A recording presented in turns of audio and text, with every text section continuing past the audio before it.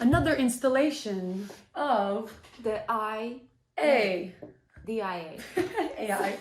AI. So, Alina, What's up? what professional difficulties have you encountered this week? Okay, it's not even, the issues that I kind of want to address is not just like a weekly, like a one-time thing. It's been going on for a while, and I've been noticing it in my Luxe kitchens business. I'm sorry about that. I know It's tough. it's terrible. I know. It gets me emotional when I see this thing like popping, out. Like it's an issue in the cabinet world, and I need the world to know. Let me know if you want some tissues. I don't need tissues. Okay. I need coffee. Let's dive into it. So walk me through. Okay, so the main thing that I see, and I know it's kind of like it's openly hidden. Folks and their cabinets inside the house, a lot of them have what they call them scribes. What is scribe? What like, is it a piece of wood? What is Yeah, it? yeah, it's a piece of wood. It goes on like between the wall and the cabinet. There's usually a gap.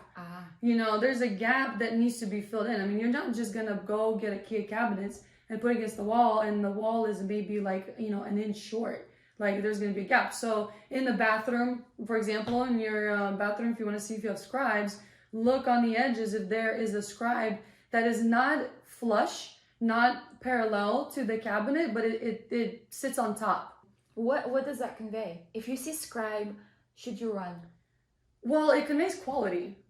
Honestly, it's like I'll talk to some of y'all out there, and it's like, oh yeah, I have good kitchen cabinets. I have white cabinets, Shaker, it's the whole giddy up, and it's like these cabinets are pretty good, and then automatically like I'll see scribes, and it just, the build is very lack of custom detail to it, and I had to install on sites a few times. Like you basically build cabinets where to avoid scribes, you build them to butt up to the wall. So you actually give yourself some extra cabinet on the sides, and then you plane it down depending on the wall. And breaking news, can I just say, breaking news, I had to learn this in the home industry.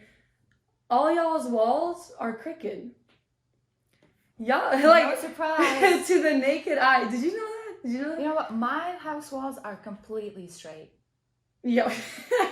They are straight. with a few nuts, with a few loose nuts. That's right. We've had installers in the past that used to do, for example, IKEA installations, right? You buy yourself a set of cabinets, and then you get these installers. They had to relearn how to install our cabinets, custom cabinets. And relearn. Yeah, like we handed this one guy a planer, and he's like, what do I do? What do I do? Dude, you plane it to the wall, like, no scribes, so it's a lot more tedious, and that's why it's a little bit more on the pricier side if you really want to invest. And it also goes to show, like, refinishing is a great business out there. You save half the cost on the cabinets, opposed to getting brand new cabinets, then you gotta put granite down and all that stuff. Right. But if you already have scribes in your home and you want to refinish, unavoidable, because the boxes stay. That's true. It just, it's important to know what kind of cabinets you have in the house. You're a realtor. Like, when you go in there, you know exactly the quality of cabinets, and you can probably even sell the home at a higher price if they literally don't have scribes. Like, that is the first hit. I mean, this is custom. There are a bunch of other issues that could be out there, like furniture board. Oh my goodness, particle board, furniture board, same thing.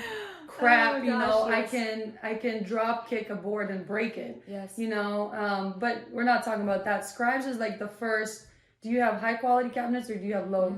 Like that's like the first rule that you gotta pass. So that's a good one. Yeah, I just think the color can only do so much. Painting in white is in style. Not even shaker. No, you can't get away with shaker white and then scribe it. I moved into an apartment. I'm starting to adult, and I'm trying. I just made this move into my apartment, and you walked into my apartment, right? White, nice shaker, And it looks nice. on the website it said renovated. It smells like fresh paint, and it's, who doesn't want to live in a renovated place, right? Well, you walk in there and it's Scribes everywhere, nothing soft close, and it's just, but it's white and it's a shaker. Yeah. Right. What about you, Irina? What's going on in your world of real estate? I'm sure you gotta only pick one. What is the thing? Oh, it's hard. Let me see. Where do I start? I had a showing.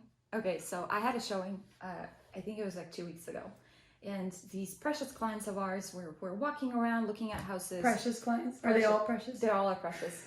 Yeah, I mean, a great family, and we've been really trying to get them into a house, and it's crazy out there right now. So.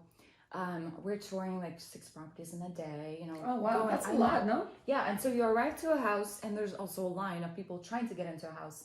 But that's not the point of my story. We walk in, it's a beautiful house, great neighborhood. We walk in, open the door, and the first thing is like the smell. Like the strong smell of like some scented candle or like infuser. It's like essential oils. Or that's something. That's a thing now. Right. Well, I don't know if it was essential. That's right. The first thing they said was like, "Oh my gosh, it smells good. It smells really good." I'm like, It's not that. It's suspicious. If there's a strong smell in a house, something is being hidden. A dead body. Could be that. Well, I mean, it's a home.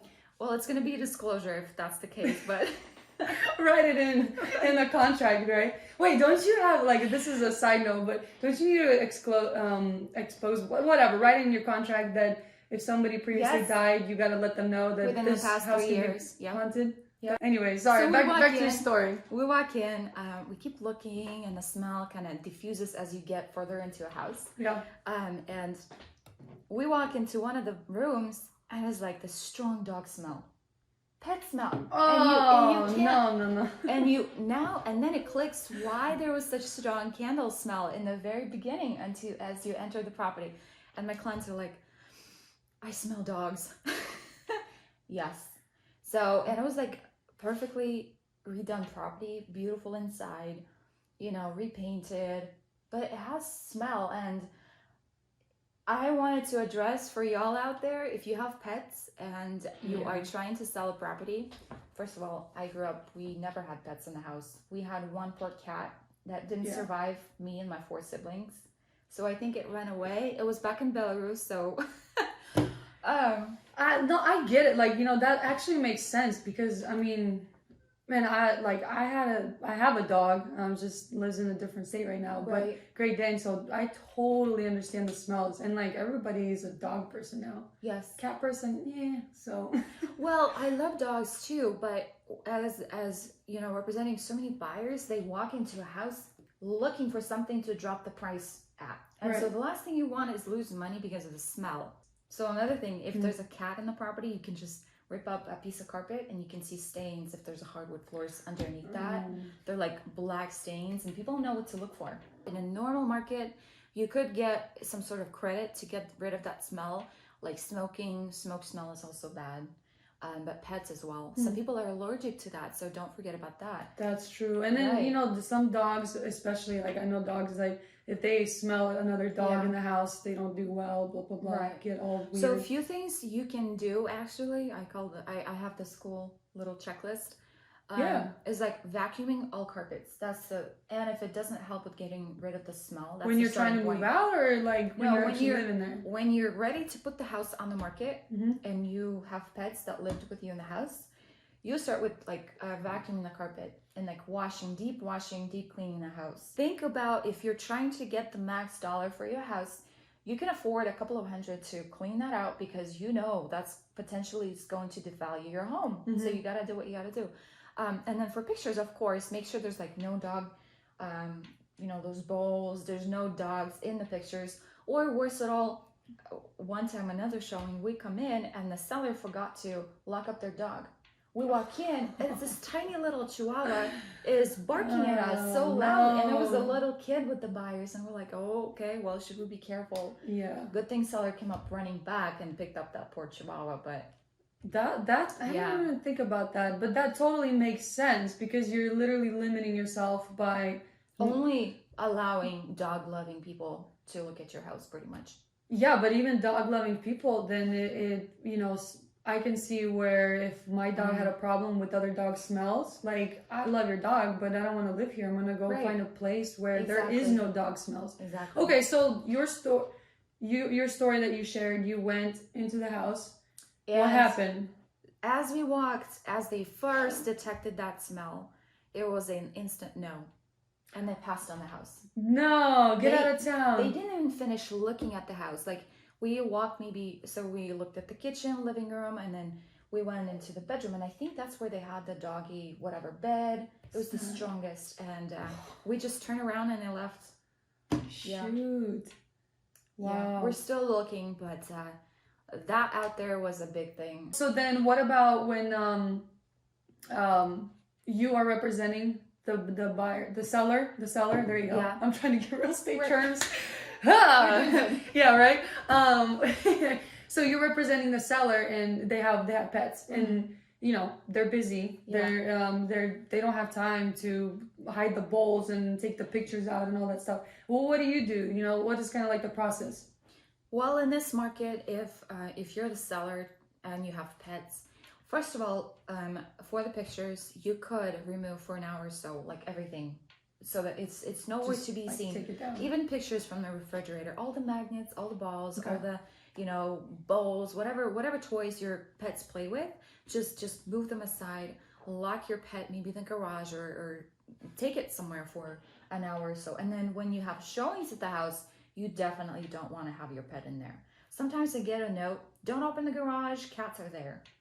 Well, what if you want to see a garage, or you hear a dog barking and people are nervous? Well, is this dog an angry one or what? So the least you can do is just comfortably place your pet somewhere, maybe for a couple of hours. Take him with you. Exactly. Or take him with you for while there's a showing at the house.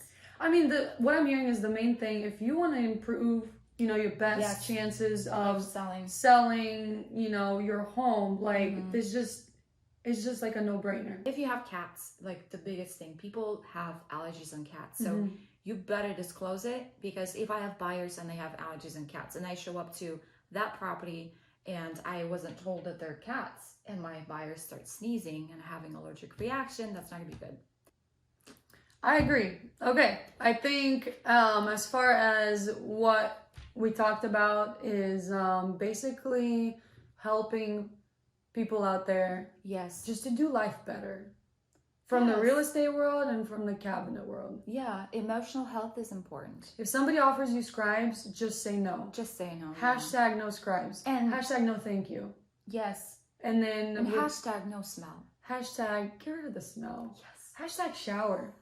Hashtag you're going deep now. Oh, okay. That's why we're doing this. This is so cool, because you might want to think a little 2 steps ahead. Are you planning to...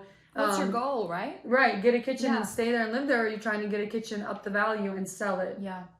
Boom. Boom. We just solved some problems. Hashtag problem solved. All right.